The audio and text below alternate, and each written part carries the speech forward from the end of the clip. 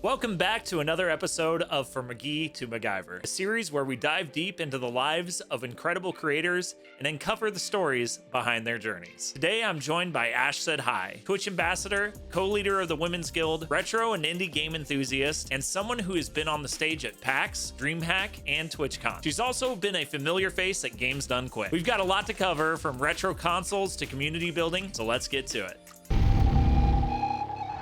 All right, Ash, thank you so much for joining me on the second episode of From McGee to MacGyver. I'm really excited to have you here. You've been someone I've always admired in the creator space, and I'm lucky that we've built this friendship along the way. I am so happy to be here. Thank you for having me. Yeah. So I like to kick things off with some casual questions before we move into the professional questions. So we're going to just start really simple, or maybe difficult, depends. Can you give us a quick background on who you are and how your journey as a gamer began? Sure. Hi, everyone. My name is Ash, and I stream on Twitch as AshSaidHi. I also exist all over social media as AshSaidHi. And I've been playing video games pretty much as far back as I can remember. My mother and father were both very big avid gamers. In fact, my mother is still a gamer. She plays on her PS5 and she loves Elden Ring and all kinds of Souls-like games. Wow.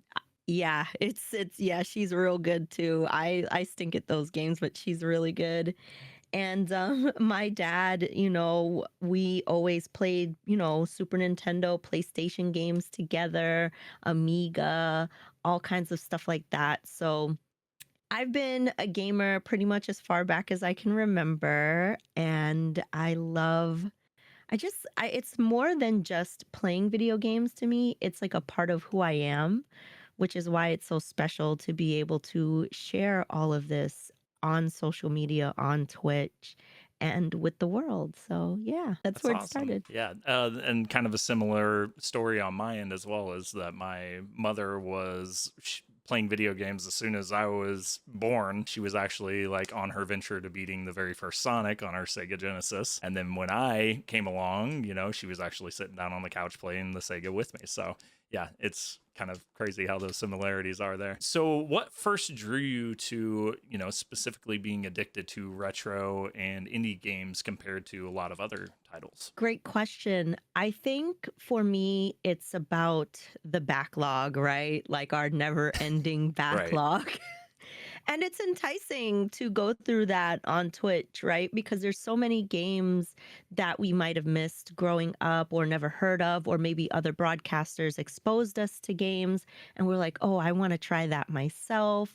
So I think when it comes to creating content, wherever I do it, focusing on retro games, it's a mix of my own nostalgia for things that I love, plus being able to connect with people through things that they love and maybe I play for the first time. It's like a bit of a comfort, I think, for people nowadays because it's familiar, yet there's a lot of aspects of it that can feel new, especially either seeing someone play a game for the very first time, or maybe they just like seeing you like play a game that they're very familiar with. So I love that. And then indie games specifically, I love games that have like that pixel or low poly feel. So I tend to gravitate to a lot of indie games that look like that because again, it's nostalgic, but it's also new. So you can find a lot of like really great experiences through that because something about it is just charming to me. And I think charming to the people who watch that kind of stuff. And indie games are like,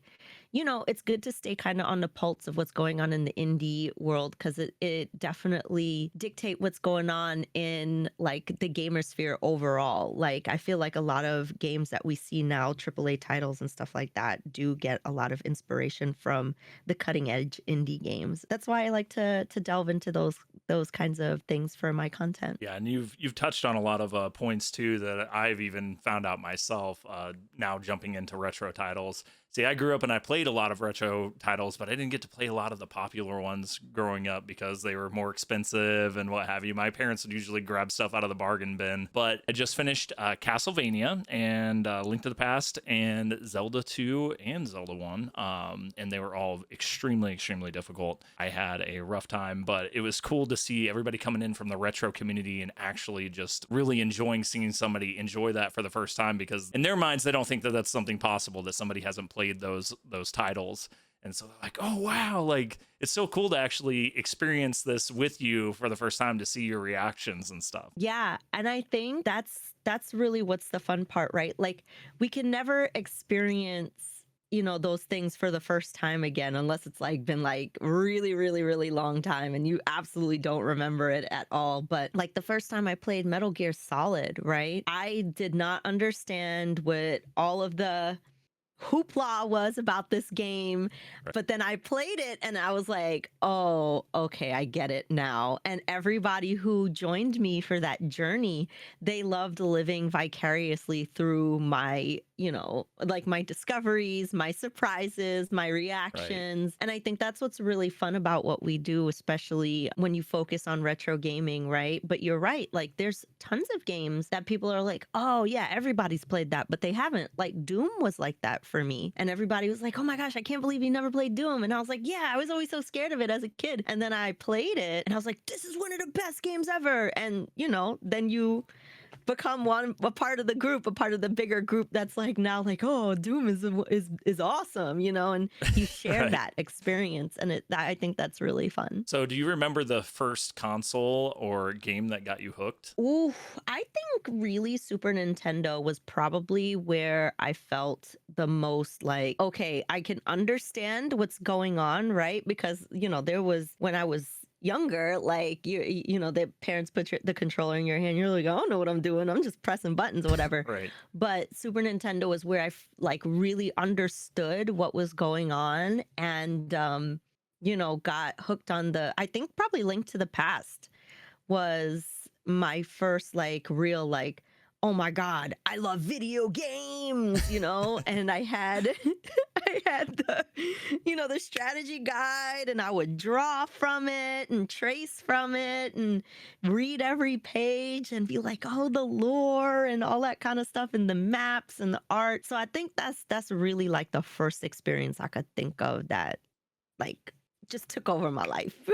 That's awesome. Yeah, and that's, you know, like I said, I just enjoyed that recently, and I'm like, man, how did I wait this long? You know, I'm in my mid 30s and I haven't got to play this amazing game. And I'm like, yeah, so far that's been my favorite Zelda title. So definitely understand that. So what made you want to take gaming from a personal hobby to something public like streaming or event hosting? Yeah, I always wanted to get into creating content and I didn't know how. And there was a point in time where I was working a particular job where it would have probably been a conflict of interest for me to stream gaming. And then once I left that job, I was like, okay, I'm gonna jump into this. And I always wanted to connect with people and have conversations about video games or create videos of some kind.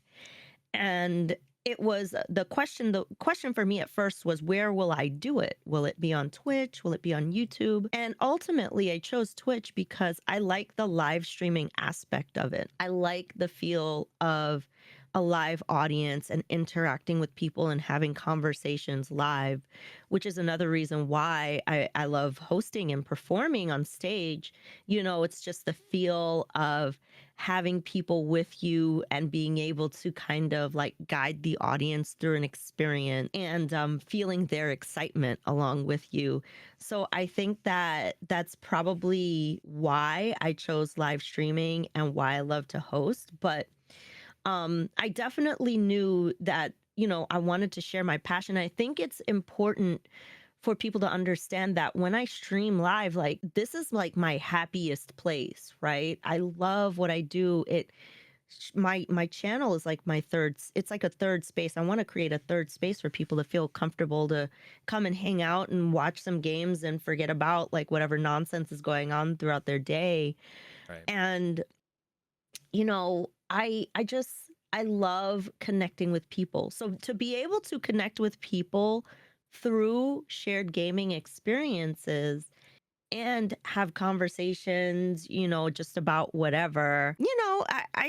It's something that I really enjoyed. And at first I didn't think it was going to go this direction, I just thought it was going to be something fun I did, and I didn't really know if it could lead to be a career path where I would be able to make money and like, earn a living off of it. But I'm fortunate and I'm very, very understanding that that is not, something to take for granted.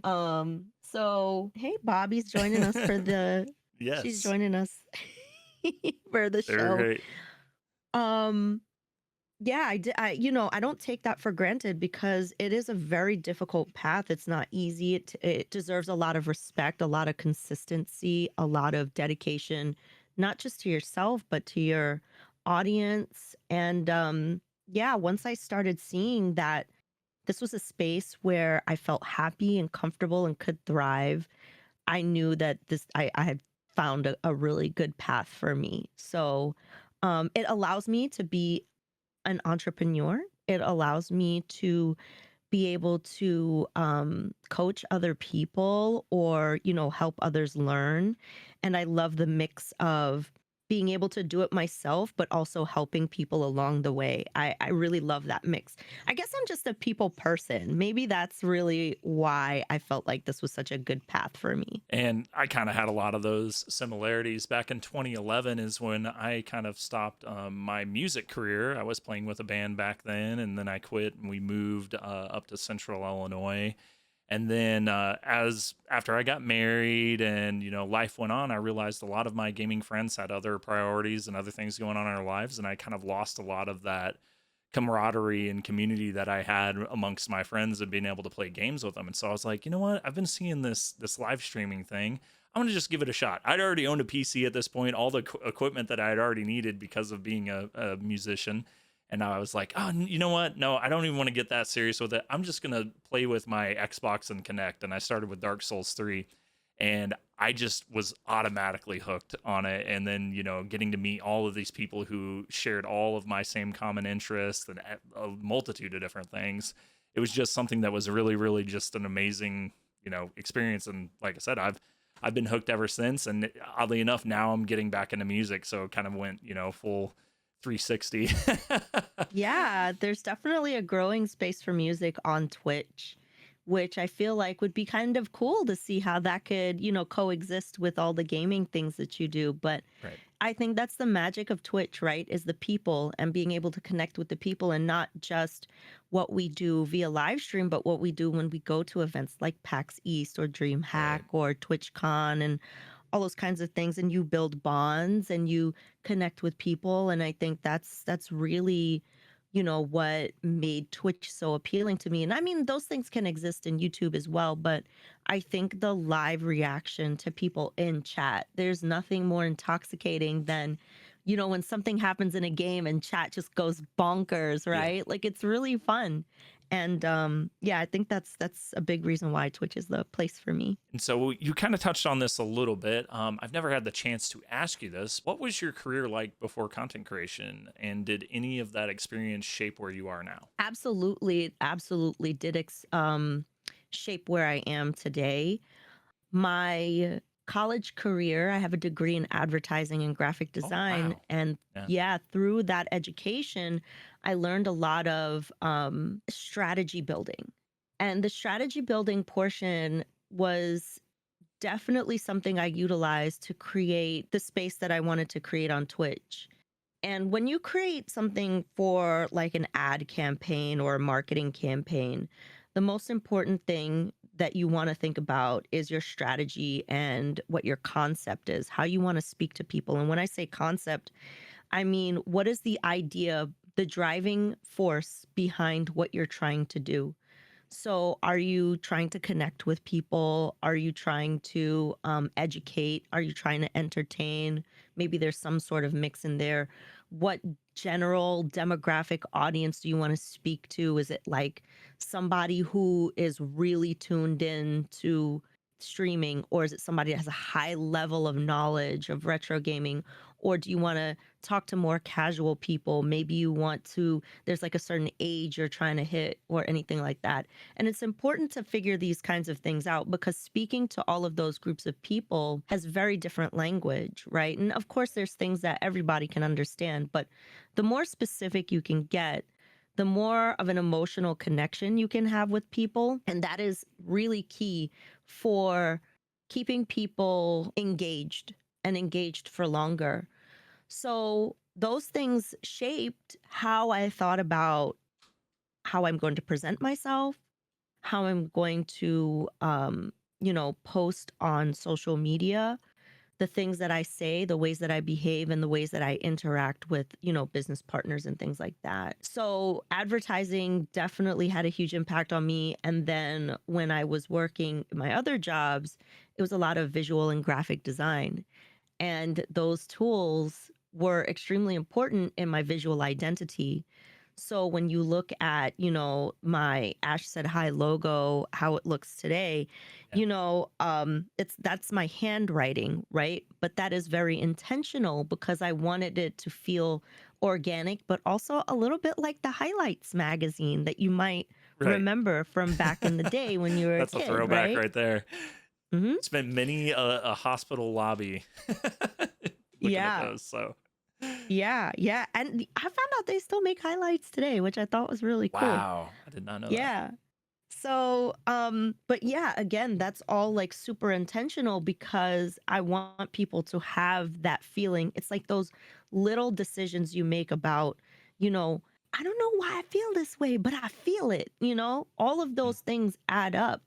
So it's a mixture of wanting people to feel a sense of comfort, kind of like a Mr. Rogers for adults sort of feel, that it's like welcoming, we can talk about anything, and we're going to explore and do things together and enjoy things together. And this is your little space where you can be a little silly, maybe whimsical things can happen, like maybe plushies can come to life, or the cat's gonna take over or something like that. But yeah, I definitely think about all of those things when I think about my approach to streaming. So the long answer is yes, all of those things impacted me and my ability to talk about games as well, right? Right. When I worked in some of my previous industries, I received a lot of training on how to market and talk about video games. So when an advertiser or sponsor comes to me and they're like, oh, we have a game that we want you to showcase, it's like, okay, learn the necessities about the game, learn about what's, what they want you to show off, what the marketing points are, but then take those things and put it in your own voice, so that way it sounds natural and it's like, oh, this person's not selling me a product, they're showing me something that they really love, otherwise they wouldn't be showing me at all. So you know what I mean, like figuring out how to make it feel really natural and but still, doing the job and getting people to click on stuff and buy stuff is an Right. important skill. So I mean, people yeah. value authenticity big time, especially now. Yeah. So short answer, long answer, yeah, all those things impacted awesome. my ability to do my job. So how did you become involved with Twitch at the ambassador level, and what does that role mean to you? Good question. So the ambassador program is open for any partner to apply. And unlike partner applications, the ambassador program doesn't have stats or metrics that they look at to include someone in the program. It's more about how you carry yourself. If you really believe in the platform and you want to be an advocate for Twitch and its products and how you're able to speak to the experience of being a broadcaster on Twitch, and really showcasing and highlighting all of the best parts of what Twitch is. So honestly, at first, when I heard about the program, because I saw somebody in a chat with that badge. And at the time, you could click on the badge and the badge would take you to the team, like a team page. And then there was an application on that page, and I applied, and I forgot that I applied. And then a few months later, I got an email from Twitch asking Wow. me to join the program. So I had become a Twitch partner in November of 2020, and I became a Twitch ambassador in March of 2021. And to me, it is a very important program. It impacted my life in many ways that I can't quantify. It's given me many opportunities to be able to connect with people who really care about streaming on Twitch. It gave me opportunities to give feedback to the people who make Twitch run every day and share what our experiences are like for, you know, people who stream every day and make this their career, and they value that feedback, you know, very much. And it has given me all kinds of cool opportunities to be in marketing and, you know, do things at TwitchCon and all kinds of really cool you know, executions. So I'm really grateful that they involved me in this program, and I love being a Twitch ambassador. And if you think you want to become a Twitch ambassador, you should always apply. Don't feel hesitant about asking questions. Other Twitch ambassadors want to share their experiences, and they want to help you get there if that's where you want to go.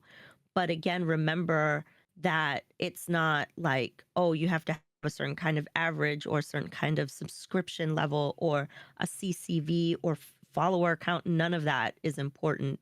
It's really how you present yourself online. And are you already a Twitch ambassador without having the title, you know? Exactly. Yeah. So that those are very important things. But yes, it has impacted me, and I love being a part of the program. So it's something that's very important to me. Speaking of other Twitch programs, what is it like co-leading the Twitch Women's Guild, and what are some of the challenges and rewards from being a part of that? Oh man, it is being one of the two leaders for the Twitch Women's Guild is extremely fulfilling.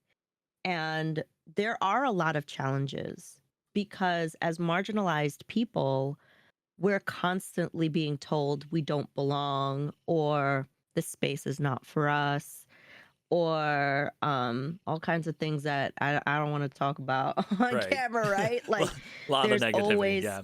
yeah, there's always some kind of opposition for us to belong in this space.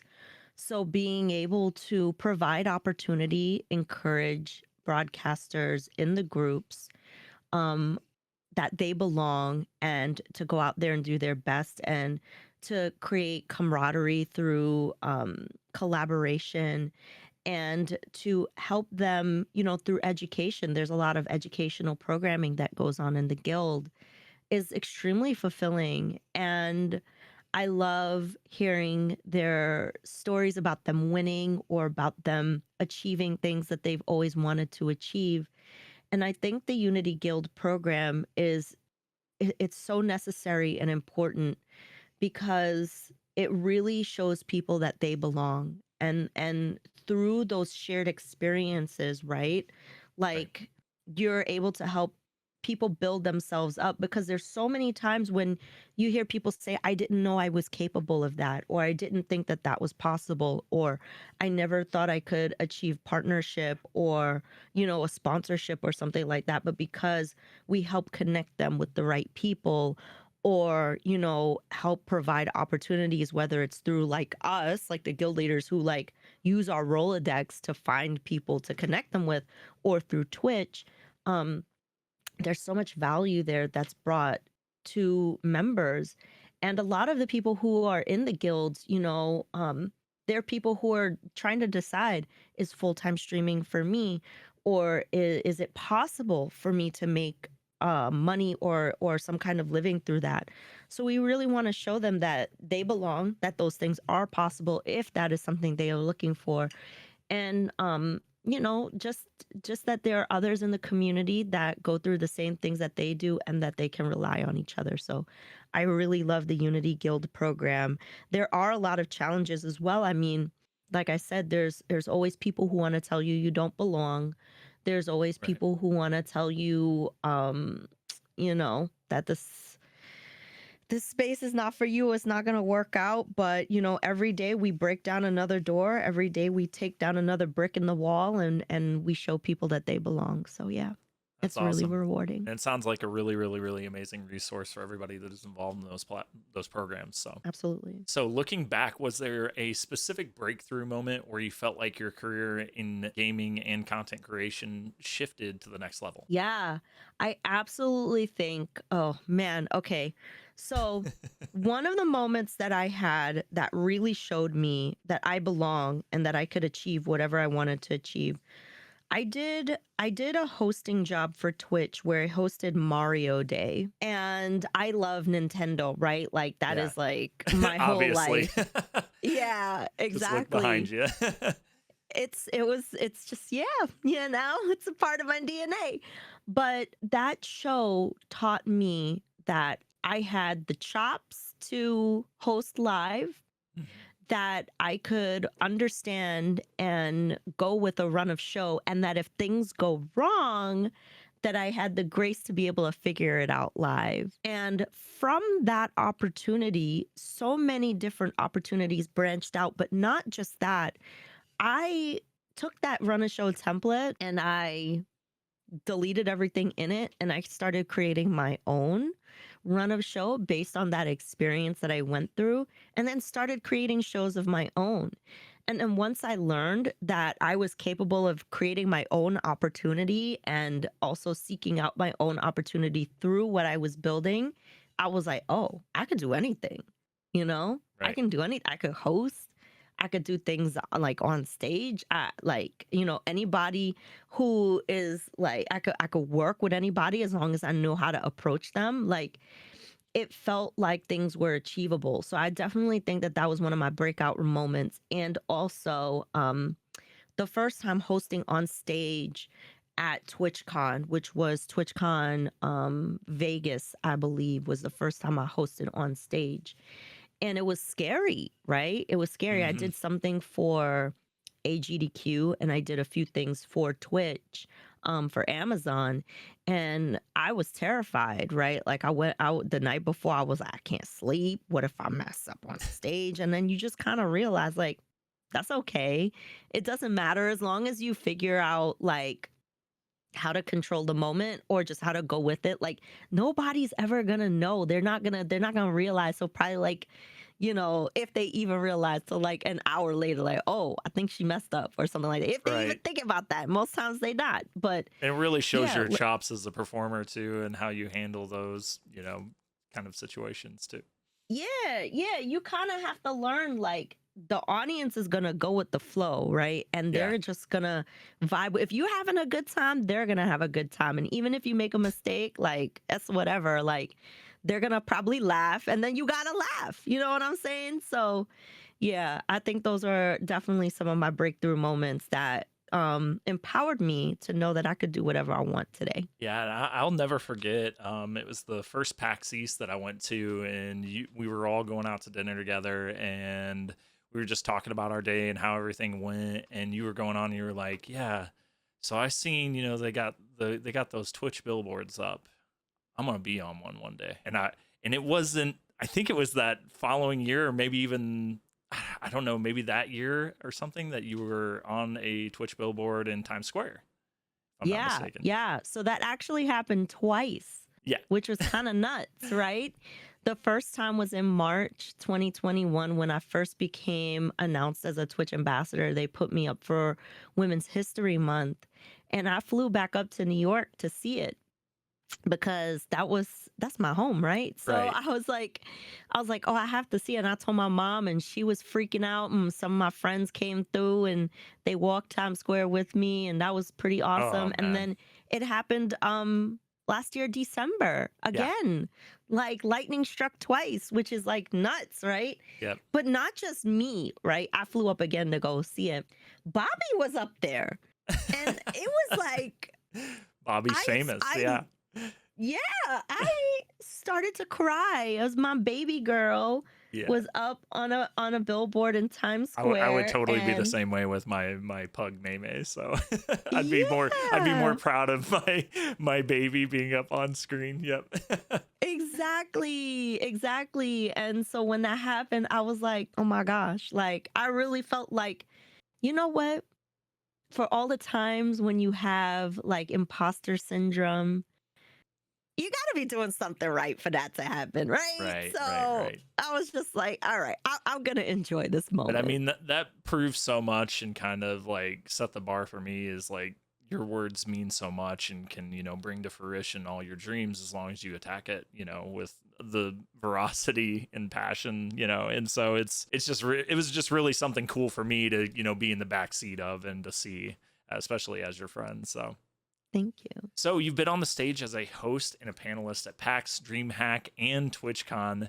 Do you prepare differently for the stage compared to streaming? Yeah. Um, there's a lot more prep involved for those kinds of moments because it's not just my show, right? Right. It's everybody who's sharing the stage with me. It's their show as well. So I like to do right by them by being prepared. And in doing that, usually I either do research on whatever the topic, if I'm not familiar with the topic, or make sure that all of the slides, like I've read through all the slides and I know how to transition between each one. Right. So, yeah, there's a little bit more prep involved in those kinds of experiences. Just to make sure that timekeeping is always on track and we get everybody to be able to add to the conversation. And was there a particular panel or event where you felt the crowd's energy in a way you'll never forget? Yes. So I did a panel.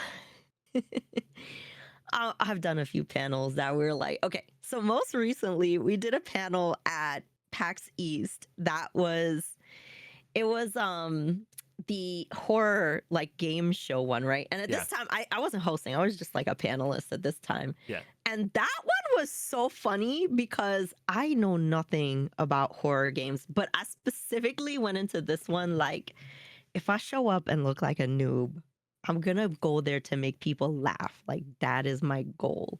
So that's what I did, and it was just a freaking hoot. It was awesome. But for another one I did, this was I think in Vegas, where I had to do, it was like we were debating topics. And of course, like a debate, people are going to be very spirited. We had some really great topics. I had done all the slides for those. Like they gave me the topics and I did like all the Photoshop work and stuff.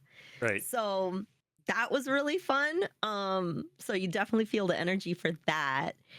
And I'm trying to think. Oh, you know what was really good too recently when we went to PAX East and we did the speed running one, the speed running panel.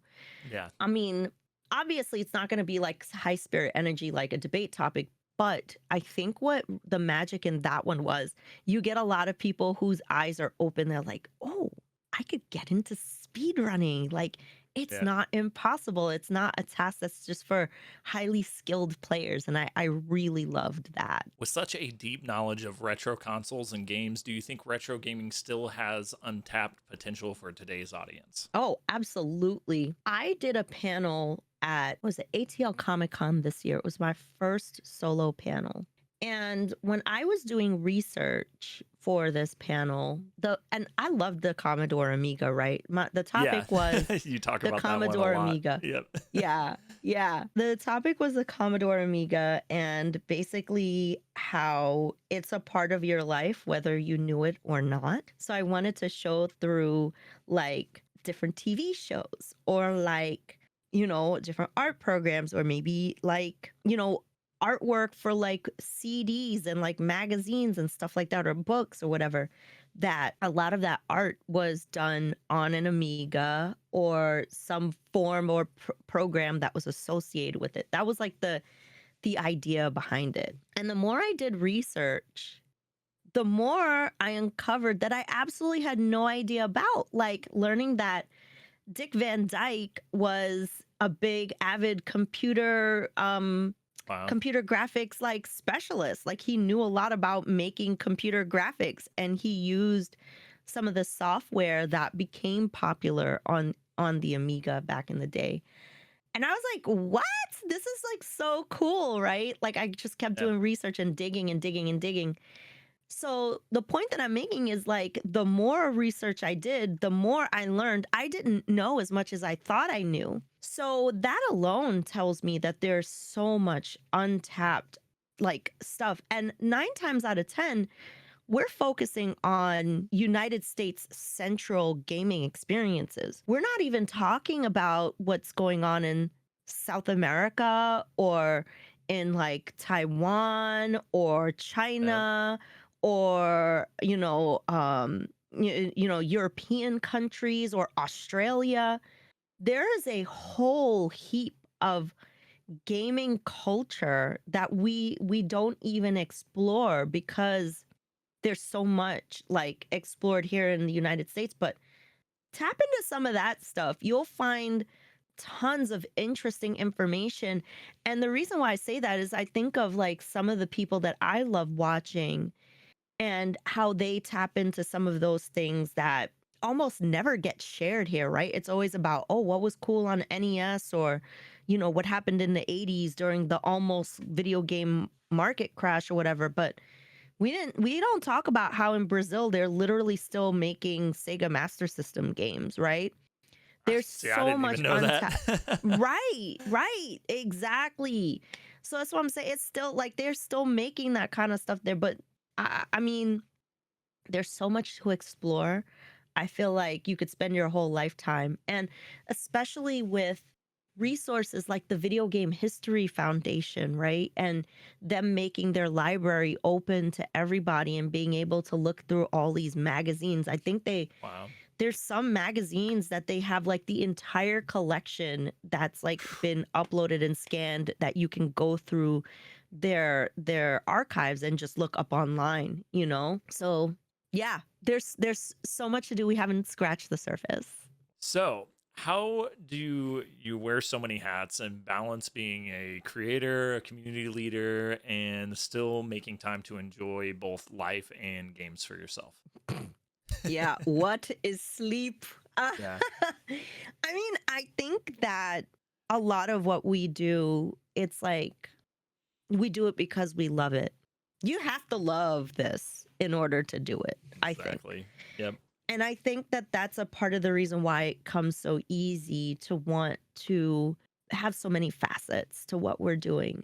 Um, Also, I think it is important to take breaks. Otherwise, I won't love all of the things that I do so much because you don't want to burn yourself out. But I think what makes me want to wear all these hats is the fact that I feel like myself. Like, I feel like these are all extensions of me as a person. So I get to share all the best parts of the things that I love and I'm excited about. And because I get to connect with so many people and learn from so many people and meet so many people through this, it's something that I just genuinely love. It brings me joy to spend my day in this room and talk to people and do research and have all of these responsibilities. And it's a privilege, honestly. So that's how I look at it. And I feel like what I'm doing, it will never get old to me. I'll always find a way to find a new angle or make it interesting or focus on something else that I haven't focused on before. Because the moment it starts to feel that way, you just reposition and you readjust and you reassess why. So I think that that's what keeps me going. And I believe that, it definitely ebbs and flows throughout, like you said, the entirety of your life. Like you make all your friends in this industry, pretty much they're like family in a sense. And yeah, it's really, really cool to be able to do what you love. Absolutely. So what philosophy do you carry into your content and your community leadership? I think that it is important I think in life, I think it's the most important thing we could do in life is help other people. And not saying that you have to always be helping other people, like even to the detriment of yourself, but Right. I always think to myself, how is somebody else receiving this experience? Is it bringing some kind of value to them? Is there a way that I could help somebody get from point A to point B? Is there something that I learned through my career that I want to share with others so that they don't have to go through whatever was difficult for me? And that's pretty much my guiding light, is like, be grateful for what you have. Always enjoy like the things that you are given and figure out ways to give it back. I think about that in everything that I do. And I think that's why I love the position of being a guild leader as well, because I've learned so much and so many people have helped me. I want to be able to give that back to others. So I think about that all the time. My going credo is to always be selfless, not selfish. And so it's this is why you're a friend of mine. So you definitely live by those same, standards. So it's really, really, really awesome. If you could give one piece of advice to new creators who want to build a positive and lasting community, what would it be? I would say, even if you like, consistency is the most important thing, I think, in this space. Very much And so. I don't, I think it's not just consistency of show up at the same time, right? Because I mean, that is super important. Like, if people don't know when to find you, they won't know. Like, they won't be able to tune in, because it's literally like, I don't know, what you're doing. Like, are you making sure you're taking care of yourself every day? Are you showing up with the same energy?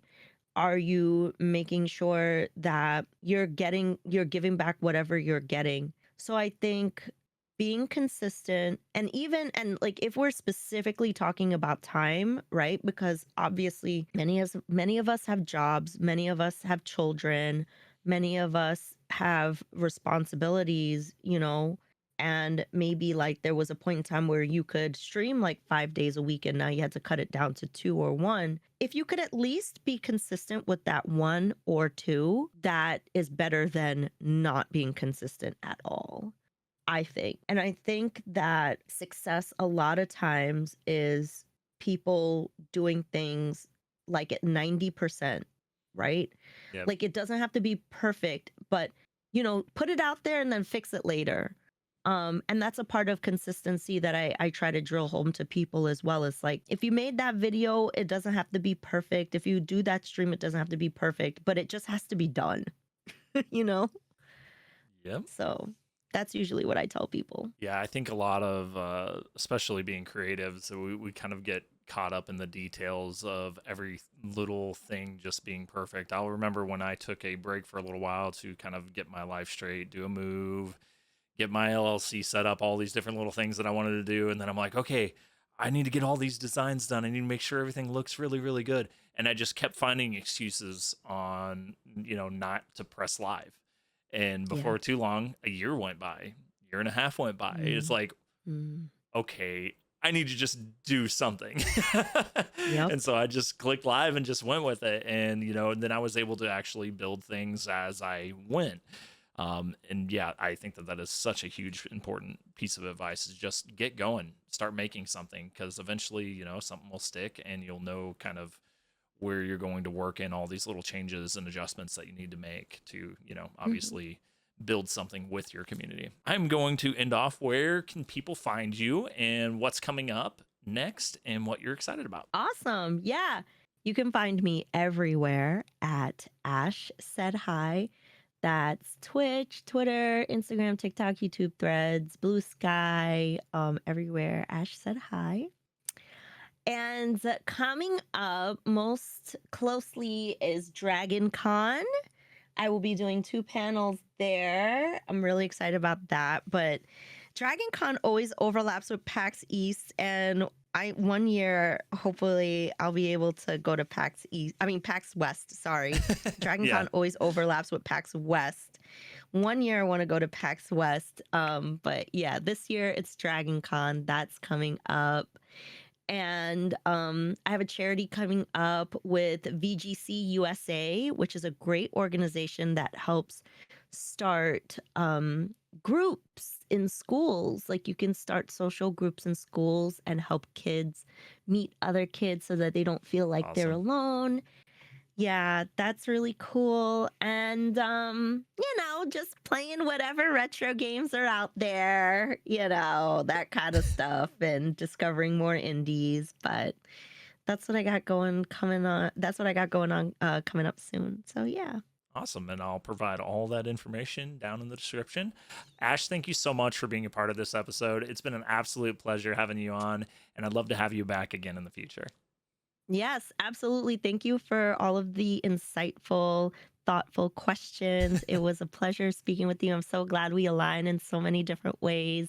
You're a great interviewer, and I would love to speak with you again. All right. Well, thank you so much. Bye. That was AshSaidHi, Twitch Ambassador, Guild Leader, Retro and Indie Game Encyclopedia, and a true force in the streaming community. Huge thanks to Ash for sharing her journey with us today. If you enjoyed this conversation, make sure to check out her streams and panels, and don't forget to subscribe so you don't miss out on the next episode of From McGee to MacGyver. Thank you for watching. Later.